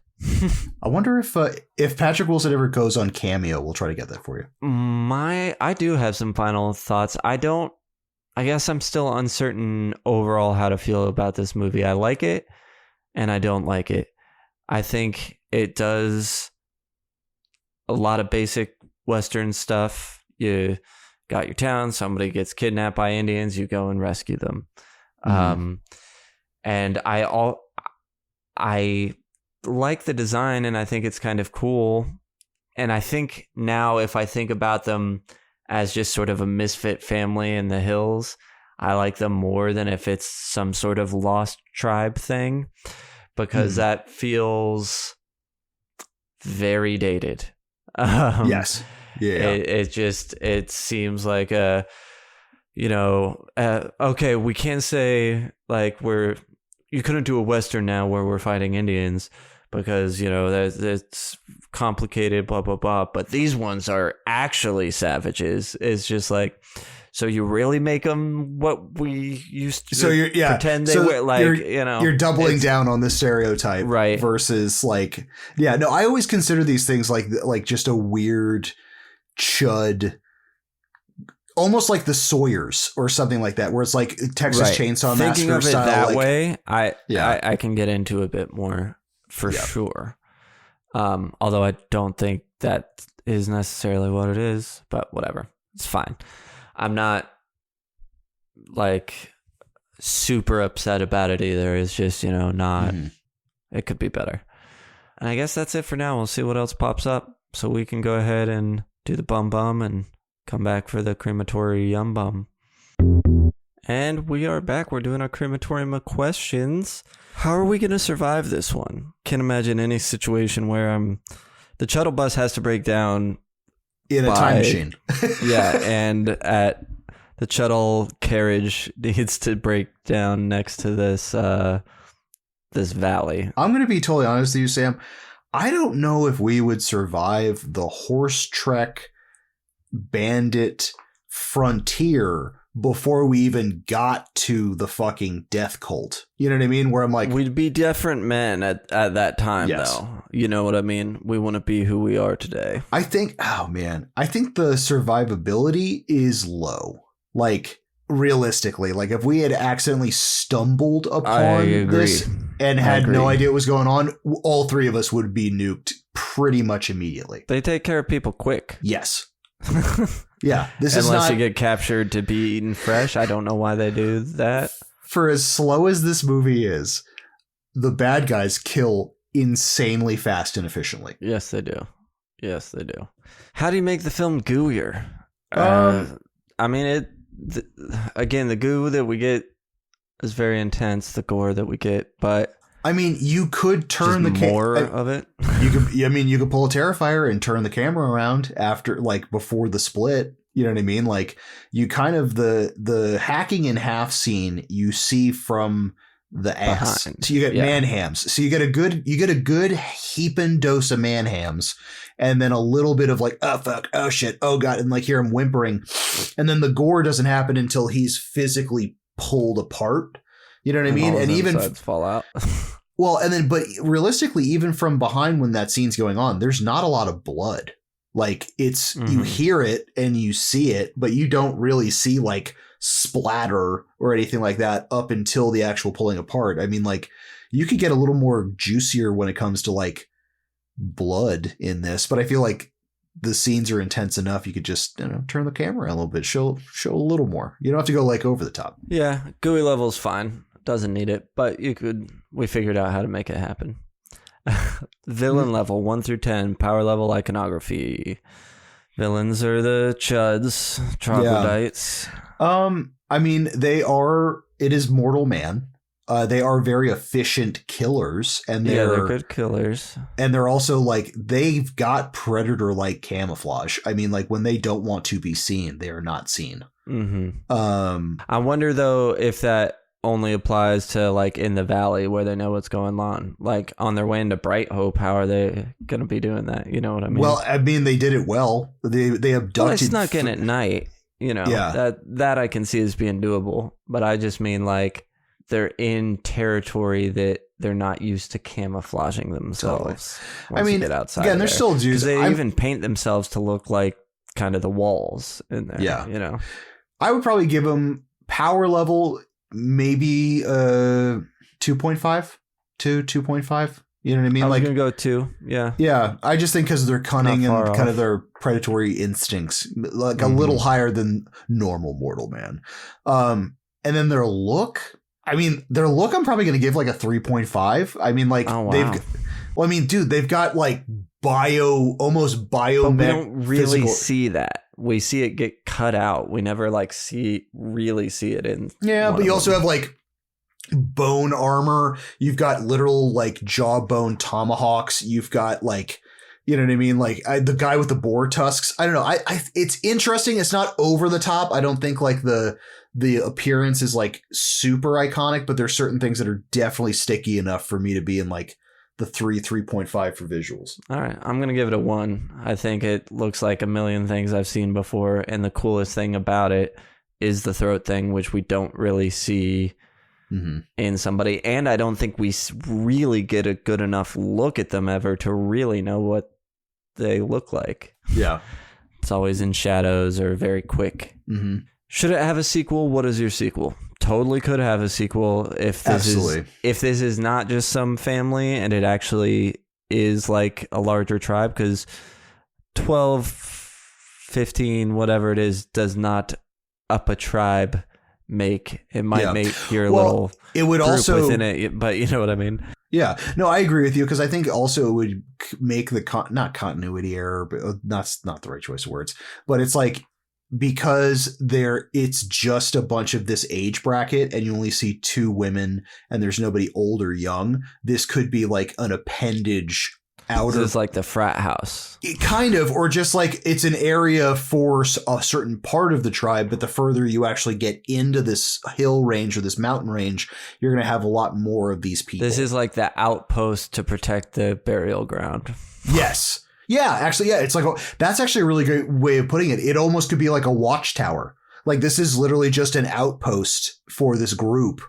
You know what I mean? Like, and then give us a whole new group of characters. Yeah. But still, make them good like they are in this. I would have it during a mining group, like is mining somewhere, and they use dynamite and they accidentally open up a pocket of this tribe's underground fucking lair. Oh, yikes. Yeah. I was going to say, they don't seem like they're in a good area for trapping, but I do love me some trappers. So anyway, I can get that as my group would be what I'm going for. Would you buy the soundtrack or score on vinyl? No. Couldn't even tell you about it. Yeah. Is anything action figure worthy of the incredible splitting guy? Yeah. Not for me. I don't think so. Yeah. I mean, like the characters are cool, but I don't know if I run of the mill. I just don't know if I would want one as an action figure. You know what I Yeah. mean? Like, I think certain aspects are cool, but it's not like Kurt Russell always looks good as a cowboy, but yeah, it's true. do I want the action figure? I don't know. Actually, you know what? I take that back. If What's I could the have retail costs? well, if I could have, you know, like the old Pee-wee dolls that you could pull the back of and they say a bunch of sayings, Mhm. I would just get a chicory one of that, and every time I pulled it, it would be one of his hilarious old man one-liners. That's what I would get. You need to get it like Woody, where like Yeah. it's a real Yes, head and all the yes. rest is like sewn floppy Yes. cloth. Yeah. Yeah. I Oh, yeah. went to the flea circus. You trained your horse in bigotry? What merch prop promo item would you want from the film? Oh, I would totally have one of the Bone Tomahawks. Would be Yeah, that's what awesome. you gotta have. It's not gonna take up a ton of space. It's cool. Close second, Arrow, because of that Mhm. weird bulbous tip looking weird thing. I'd love to have get one of those look on at the it. wall. Get a good look at it. I would want the whistle appendage that gets cut out Oh, of nice. the person's throat. I'd take the boar tusks. That would be a fun one to have. Mm-hmm. Great. Promo item? Got any good ones? Oh my God. It would have to be something You could- that split a guy in half. Yeah. Well, I was going to say, you could just do, they sell soft pretzels at the front, and it's just in the shape of a dude, so you could pull it in half. Perfect. Love it. Midnight showing. You could throw arrows. You could throw bullets. Bullets, you could throw bandages at the Yeah. screen with the leg. Mhm. You Yep. could also just throw crutches. Crutches would be a good one. The, Horses. The scene where I forget who chucks his crutch across the fucking frontier, and he's like, "God, I need that. Hold on." The second he does it, everyone throws a crutch on stage. Yeah, that's all good. A little bell everybody rings. Yes. Perfect. Popcorn bucket. What is the popcorn bucket for this one? That would be David Arquette's head as a decapitated Purvis, because you never see him get eaten. But then you can just bring a little Purvis with you, because who doesn't want a little Purvis head while in the That's theater? true. I know it always makes me happy. That's good. I think I only have boring stuff like the cave or something, you know. So Yeah. let's go with yours. That does it for our crematorium. Let's go ahead and ease on down the road to where the fingers happen. I only want your fingers. Should we all, cut our fingers open and bleed on it? Can you wrap your fingers around this? I'll take a Voorhees burger and a side of Jason's bacon. Show them. So, if you haven't listened before and you made it this far, awesome. At this part, we do our ratings, but we do them a little different. On this show, we use a rating scale of 0 to 5 fingers. Each finger represents a different quality about the movie. You can jump off 0 fingers, half a finger, whole finger, quarter finger, Yep. however you like. We put it all together to see how it fits on a scale out of 5. This rating scale is subjective. Doesn't matter if the movie's good or not. It's just, how we feel about it, how much we like it. And I am going to start by reading Bryan's score that he had sent us. Funny enough, we actually talking about arrows. This was lodged in my front door, attached to an arrow. So apparently wow. he did get captured, but he was able still to give us a score for the film. Fantastic. I love it. Well, and then you took a picture and sent it to me because I got it right here. Yes. Boner Bang-a-Hawk. That's how he titled it. Engaging, 0.75. Minus all the walking, I was pretty engaged. Sticky, 0.5. I guess I'll remember the splits. Yeah, for sure you will, sir. T-shirtable, 0.25. There's could be some cool imagery made for a shirt, but I'm not itching for this one. Cockles, 0.5. I like Kurt Russell. All I had to say for Cockles. And then rewatchable, 0.5. Yeah, I'd watch it again, but I'm not rushing to. Total, 2.5 out of 5. Solid acting and shot very well. Just didn't have the robot ears for it. Right. And I think is it that 2.5 or is totally 2.75? fair. 2.5. Okay. He said 2.5, and our handy dandy spreadsheet that automatically calculates this stuff also said 2.5. That's right. I'll get yelled at for later. My wife's a math teacher, so simple addition is not not my forte. Is she gonna listen to this? She may. I don't know. If I mess up on math, absolutely, this will be the one episode that she'll listen to. Perfect. Yeah. All right, Roos, I want to go to you next. Cool. Engaging, man, I'm kind of like in the same boat. Engaging is going to get a 0.75. I think, the walking, I feel could. This movie is 2 hours and 12 minutes. I feel like it probably could have been trimmed about 20 to 25 minutes.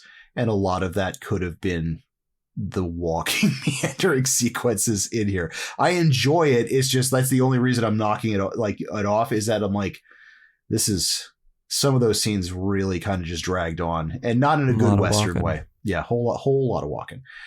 Sticky's going to get a full 1. There is some. I mean, a man gets literally torn in half. I am going to remember that. Also, kind of the look. I think the vibe too. I think it's like this is the first time the concept is sticky for me, where it's like this weird cannibalistic, insane inbred family set in a Western is such a fun idea. And at least that's where my brain went when like kind of divulging into this. So like to me, this is one of the first ones where it's like the concept is sticky enough that it overrides some of the generic stuff that is in this. Right. And then the gore scenes on top. So I would definitely give it a full 1. T-Shirtable is going to get a 0.5. I feel that you probably could get some interesting ones off of this, but this would be that weird, like nothing I thought of for a t-shirt would be under like an NC-17 style shirt. Like it would be a very gory shirt. You dirty boy. Yeah. I mean, you're going to be doing some real, Kurt Russell naked. Just in a naked in a pen, screaming for his life with missing fingers. No, because I think some of the most again, kind of the caveat of it is some of the most engaging, memorable, insane shit in this movie is also some of the most graphic, fucked up stuff. Yeah. So you'd have to probably represent that on a t-shirt. Cockles. Cockles is gonna get a 0.75. It didn't eviscerate my cockles because there is some logic problems.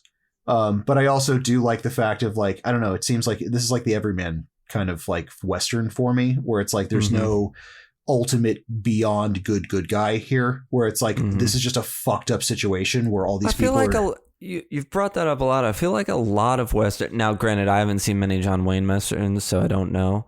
But at least Clint Eastwood Westerns, his characters are almost always fucking flawed and pretty bad. Anti-hero dudes, you know what I mean? Totally. No, I think this rapes a woman in one of them. Yes, but I think also like you do get time with each character in this one, and it's not centralized to one main person. Absolutely, great ensemble. Yes, so this is definitely like an ensemble cast.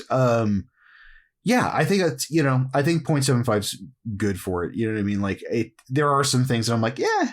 But overall, like it does. It's weird. It's this uncanny valley of like I'm watching really graphic horror shit in a Western, and it like the sauce didn't blow it apart, but it got my goat enough that I could give it the 0.75. That reminds me. You mentioned the horror and the Western thing. I feel like only when you're waiting for them to attack and like you're hearing the whistles and wondering where stuff is. And maybe even the quick attacks are a little scary, but like once they're in there and the brutality of everything, like that's not scary. It's horrific, not startling. As in what you're watching is fucked up. It's and disturbing type of horror more than scary horror, I guess. Yes. Yeah. Yeah, and that kind of leads into rewatchable. I think rewatchable is gonna get a 0.5. It's a very specific flavor of ice cream. Like I'm glad that I watched it for sure, but I'm definitely going to have to be in a certain mood to watch this again. Mm-hmm. You know what I mean? Like this, I mean, again, this actually sounds fun. I may actually show this to my dad, as in like, this would be Right. a really fun, like show an older person a really grotesquely horror filled Western. Yeah, it's like, but it's good though. You know what I mean? I thoroughly enjoyed this ride throughout. Gives you a 3.5 out of 5. How does that feel? You know, to be totally honest with you, it's good now. I feel like my numbers may go a little higher on the when we kind of like revisit it. But yeah, I'm good with a 3.5. Long now. Right? Yeah, because I think in my head, 3.5. in my head after the second viewing, my head was within a 3.5 to a 4. You know what I mean? Like totally. Second viewing for the pod, or your first viewing for the pod, second total viewing? Ooh, no, second one for the pod. Got it. All right. Engaging. I'm gonna go 1. Actually, I was never the walking. Didn't even occur to me. Not like in a violent nature, which I also liked, but the walking definitely occurred to me in that one. Oh yeah.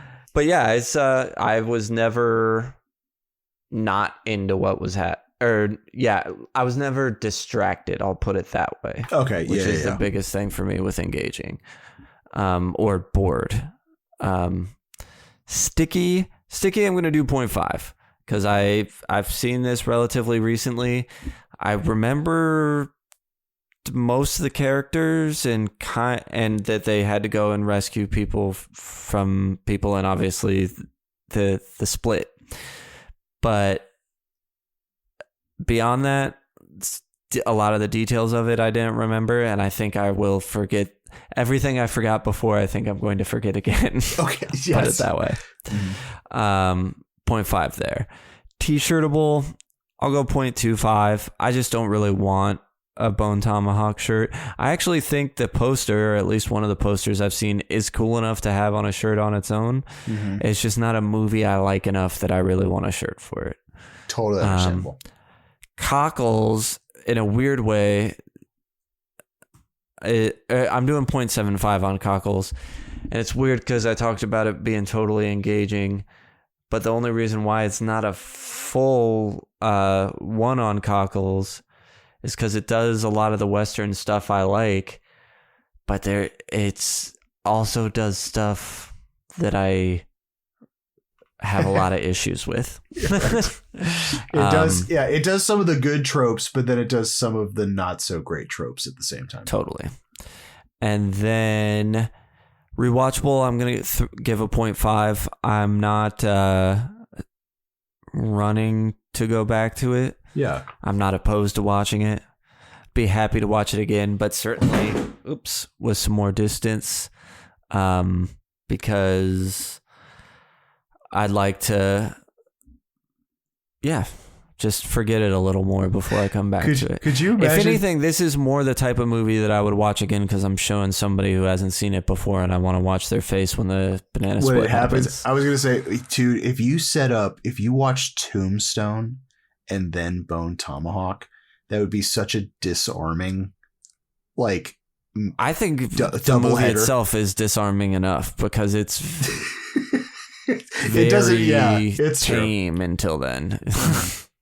That gives me 3 out of 5. I thought I would be higher, so we'll see what happens at re-ratings. I gave it a 3.5 when I first watched it on Letterboxd. I gave it a 3.5, and I thought I would be a 3.5 here.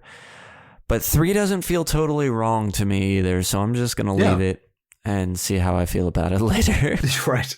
That's how I felt about my 3.5. I was like, yeah, it's there. Yeah. So let me pick up my phone and we'll see what the club has to say. Nice. And we got a lot on this one. Cronenberg, our Scottish friend via Louisiana, says... Engaging, 0.5. Although it's a fantastic film, the second act should be called Bone Walk-a-Hawk, as all they do is walk.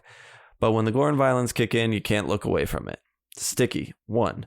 The violence in this film will haunt you, especially when that poor bastard is ripped open from his dingling to his chin, and that's after being scalped and then forced to eat it. And all the actors are tremendous. T-shirtable, 1. Kurt Russell's facial hair alone should be praised and printed on a t-shirt. I would purchase merch for this flick if it were available. Cockles, 1. The violence in this film just hits different. It's grotesque, it's haunting, and gives me chills. It's one of the best westerns of the last 10 years, and I enjoy it every time I watch it. It's a bleak film, but it's so well made. Rewatchable, 0.5. It's a film I'll watch when I get the urge to, but the violence and story is so bleak that it's not something I can stomach regularly. It is a very dark film that you need to be in a certain mood to watch. 4 out of 5. A very dark but well-made film. Mm-hmm. That's interesting. I didn't realize he was such a baby. I don't think it's that bleak or dark. I thought this was an uplifting one. Appreciate you joining in there, Cronenberg. Yay! Oh, this is Kate, Tiger Snake Kate, who suggested this. She says, engaging 1. Even though this movie takes its time to proceed through the plot and build suspense, I was so invested in all the characters that I was fully engaged and highly stressed the entire time. Sounds right? Sticky 1. It has been some time since my first watch, and I still think about it regularly. That, in quotes, that scene definitely pushed my limits. Not so much the gore, but the suffering of the deputy. But the emotional impact and my love for the characters also gave it a real solid real estate in my mind, which that is a great point. All these characters are just really well drawn, and totally. They all become full.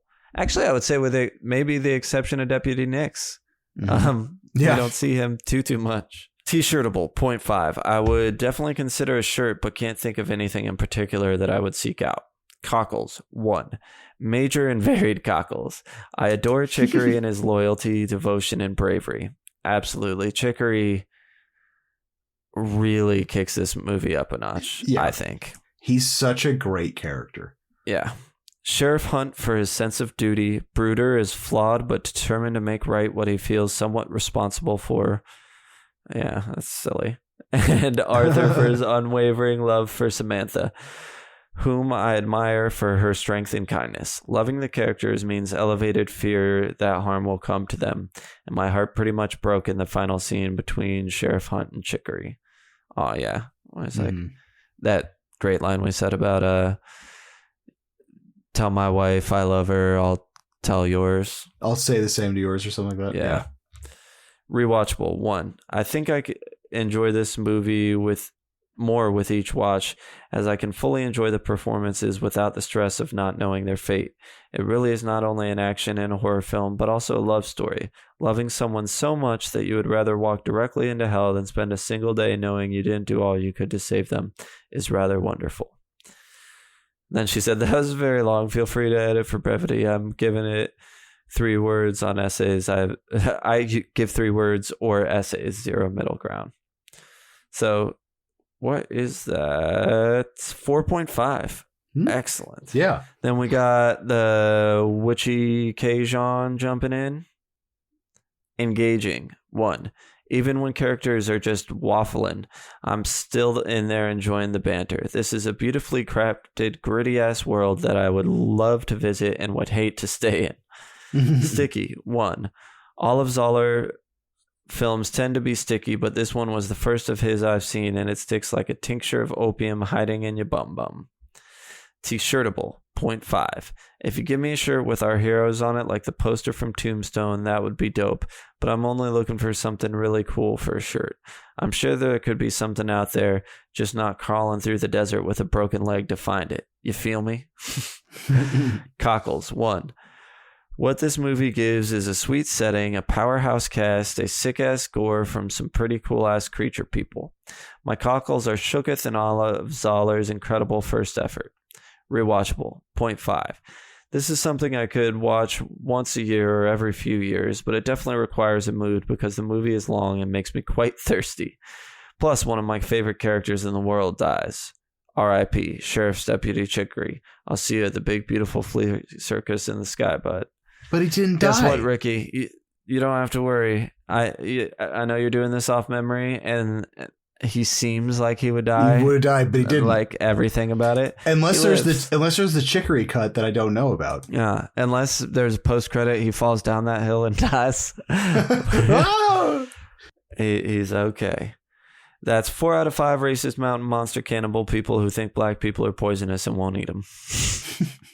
It's true. Then we have Prisoner. We have 2 Australians and a Scot. Scott, You mean a Scotsman? a Scot joining in on here. We are international. Mm-hmm. Engaging 1. This movie takes its time to get going, but when it does, it's great. Plus the setting and score and core idea is really cool. Sticky 1. Gore is technically well made and sticks with you. T-shirtable 0. Not really much imagery you could stick on a t-shirt, but that's okay. This isn't really a t-shirt movie, in my opinion. Cockles 1. Oh yeah, love the characters, felt for them a lot, cool creatures, rewatchable, 0.5. Not one I feel compelled to rewatch, but I probably would at some point. And that gives us a 3.5. Yeah, everybody digs this. And our last one's really going to kick it up a notch because we got T-Boo, the Witchy Gee-Boo, Travis over at the nightclub. Engaging 1. Sid Haig and David Arquette kick off this Western romp with big Tarantino vibes in the dialogue and delivery. Follow that with witchy Native American imagery, and I'm hooked right from the jump all the way to the climax. Sticky 1. It stuck like a ham sandwich to the roof of my mouth. T-shirtable 1. Witchy Native American imagery, one of the cannibals holding up a staff like the Sand People from Star Wars, Kurt Russell and Richard Jenkins, and at a table eating soup. I could go on and on. Cockles 1. It's a Western horror, and I'll say it, comedy as well. The cast is stellar, the cinematography is great, and the violence is chef's kiss. Rewatchable 1. Ever since I watched it, I've been telling everyone about it. I'd say pair it with Ravenous for a great double frontier cannibal double feature. David Arquette is in that as well. Yes. Discussed that earlier. Love watching it with people for their first viewing too. Yeah, see, that's what I could see really getting behind, is showing it to people. And then 5 out of 5. That's how you rate this movie. It is known. I'm throwing primitive voice boxes at the screen for the midnight showing, and my popcorn bucket is a legless, armless, blind, and deaf pregnant chick. Oh my God. Oh. Tivo, why'd you make me say that? So you'd have to say that? Yep. Well, yeah, Club loves it. If what do you guys think? Yeah, tell jump us in the Discord. We'll still have a channel up in there for a few weeks still, so let us know. And how does it compare to other movies in the Goo book? Well, let's see where it currently ranks. What, that is probably like a 3 is our average score on this one. Let's find out. Nameless movie. Yep, 3 exactly. And our other 3s, we only have 2 other 3s. Do you know what they are, Ross? I have no idea. The original Friday the 13th. Okay. And Black Sabbath. Ooh. So right below that, we got Cult of Chucky at 2.9, then a bunch of 2.8s, Willy's Wonderland, Possession, Dashcam. Then above that, 3.2, you got Rec 4. Oh, you guys like that? I was like, how did that get there? You and Bryan each have it at 3.5. Rec 4, Castle Freak, Black Christmas, Chucky retrospective. Oh, I guess our ratings overall for the franchise put it at a 3.2. Oh, that's hilarious. And 3.3, Hush, Curse Chucky. So 3, not a lot of them. But now there's 3. Now we have 3 3s. We're usually not that in the middle on something. We either like it or dislike it more. This is, but again, but still, 3 is a positive score. You know, it does mean, as a group, we liked it. It's this is like Uncanny Valley, and Ross and I both territory. Think there's a chance our scores could go up. So we'll see about that. Oh, totally. Yes, absolutely. All right, excellent. Well, we did it. Thank you for joining me, Ross. Yeehaw, Bryan. Hope you can make it out of the cave so you can edit this and put all the drops in. And I guess also because I love you and don't want anything bad to happen to you. It's true. Please don't get eaten by cannibals. Unless it's me. And that does it for the Chuddle the Movie Club meeting for tonight. Follow Chuddle the Pod on Instagram and Threads to stay up to date with the podcast. Follow Ross Purvis on Instagram if you want to see his tattoos and his art if you want to spend money with him. He's in the Central Florida area. If you want to get tattooed, he's doing a bunch of cool Halloween flash now too. So you can buy prints for that, get horror tattoos.